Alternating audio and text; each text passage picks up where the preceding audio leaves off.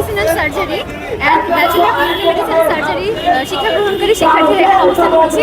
আমাদের একটাই দাবি, Bangladesh Unani and Ayurvedic medical council.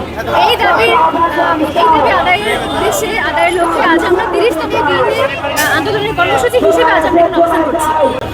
এটা আমাদের দীর্ঘ 35 বছরের দাবি এবং 35 বছর ধরেই আমরা এই কাউন্সিলের জন্য আন্দোলন করে এসেছি।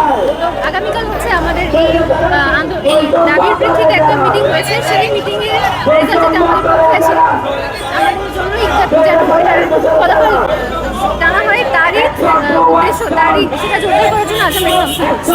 আমাদের কাউন্সিল কখনোই হয়নি একটি বাংলাদেশে যে কোনো একটি স্বতন্ত্র সেক্টরের জন্য একটা করে কাউন্সিল থাকে। কাউন্সিল হচ্ছে পরামর্শদানকারী প্রতিষ্ঠান বা তাদের বলা যায়, তাদের রেজিস্ট্রেশন প্রদান থেকে শুরু করে তাদের পেশাগত নিরাপত্তা, শিক্ষাগত নিরাপত্তা সবকিছু কাউন্সিল প্রদান করে থাকে। তো এই 35 বছর ধরে এই প্রতিষ্ঠানটা চলার পরেও আমাদেরকে কোনো স্বতন্ত্র কাউন্সিল দেওয়া হয়নি। সেই কাউন্সিল